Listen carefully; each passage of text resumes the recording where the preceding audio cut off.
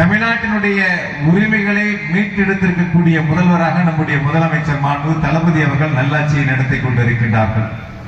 நம்முடைய மாவட்டத்தில் இருக்கக்கூடிய பிஜேபியினுடைய மாநில தலைவர் ஒரு அரசியல்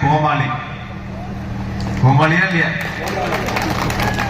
காலையில ஒரு பேச்சு, மத்தியானம் ஒரு பேச்சு, மாலையில ஒரு பேச்சு, ராத்திரியில ஒரு பேச்சு, வெடிஞ்சா மறு பேச்சு.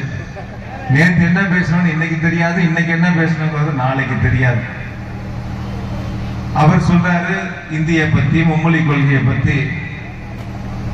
ஒன்னே ஒண்ணு மட்டும் அவர்கிட்ட கேட்கிறேன். லண்டன் படிக்க போறேன்னு போனப்ப நீ அங்க போய் இந்தியில பேசுனியா இங்கிலீஷ்ல பேசுனியா? நீ எதுல பேசுன? India English? அத முதல்ல நாட்டு மக்களுக்கு சொல்லிட்டு அதுக்கப்புறம் நீ மும்மொழி கொள்கையை பத்தி பேசணும். ஆக நாங்கள் நடந்து கொள்கின்ற விதம் ஒன்று, மக்களுக்கு சொல்லுகின்ற கருத்து ஒன்று, செயல்படுத்துகின்ற திட்டங்கள் ஒன்று என்று நாட்டு மக்களை ஏமாளிகளாக்கி நாட்டு மக்களிடத்தில் தவறான கருத்துக்களை பிரச்சாரம் செய்து நாட்டு மக்களுடைய வாக்குகளை பெற்றிட வேண்டும் என்று குறுக்கு வழியில் ஆட்சியை பிடிக்க நினைக்கின்ற கூட்டம் அந்த கூட்டம். ஒன்றிய அரசு நிதி கொடுத்தாலும் கொடுக்காவிட்டாலும் தேர்தலில் கொடுத்த வாக்குறுதிகளை நான் முழுமையாக நிறைவேற்றுவேன் என்ற உறுதியோடு மகளிருக்கு மாதம் 1000 ரூபாய் உரிமை தொகை வழங்கக்கூடிய முதலமைச்சர் மாண்புமிகு தளபதி அவர்கள். எல்லாத்திலையும் மாற்று கருத்தை சொல்லுகின்ற பிஜேபி நம்முடைய முதலமைச்சர் மாண்பு தளபதி அவர்கள் செயல்படுத்துகின்ற திட்டத்தை மட்டும் காப்பி அடித்து பல்வேறு மாநிலங்களிலே தேர்தல் வாக்குறுதிகளை கொடுத்து அங்கே மக்களிடத்தில் வாக்குகளை பெற்று ஆட்சி அமைக்கக்கூடிய நிலையை உருவாக்கிக் கொள்கின்றார்கள்.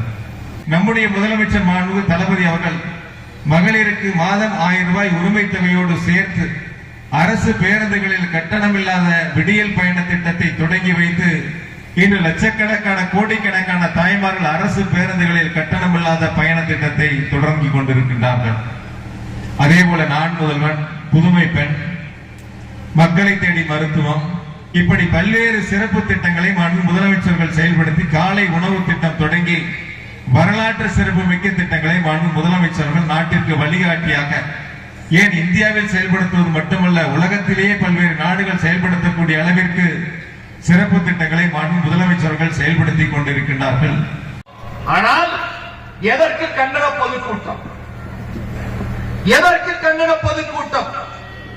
3 இன்றைக்கு நாம் கூடியிருப்பது ஆளும் கட்சியில் இருக்கிறோம், ஆட்சியில் இருக்கிறோம், அதிகாரத்தில் இருக்கிறோம், அமைச்சரவைகளாக்கள் இருக்க ஒப்பந்தம், ப்ராஜெக்ட் அப்ரூவல் போர்டோட டிஸ்கஷன், 64 பக்கம் பத்திரிகை. இந்த 64 பக்கம் திட்டம் என்பது சமகரக சிக்ஷா அபியான் என்கிற ஒரு திட்டம். அந்த திட்டத்தில் நம்முடைய பிஞ்சு குழந்தைகளுடைய கல்விக்கு வர வேண்டிய தொகை 2158 கோடி. 2158 கோடி ஒரு காலாண்டுக்கு. நாங்கள் மோடியின் விட்டு அப்பா பணத்தை கேட்கவில்லை, நிர்மலா சீதாராமன் வீட்டு மாமனார் பணத்தை கேட்கவில்லை, ஏன் தர்மேந்திர பிரதான் வீட்டு பணத்தை கேட்கவில்லை. எங்களிடத்திலிருந்து இங்கே உட்கார்ந்திருக்கிற ஒவ்வொரு தமிழரின் தலையில் ஜிஎஸ்டி என்கிற பெயரில் வரியை கொள்ளையடித்து உங்கள் பாக்கெட்டில் போட்டுக்கொண்டு உருப்படாத உத்தரப்பிரதேசத்துக்கு கொடுக்கிறீர்களே, எங்களுக்கு வர வேண்டிய உரிமையை கேட்கிறோமே தவிர உங்களிடத்தில் பிச்சை கேட்டு தமிழன்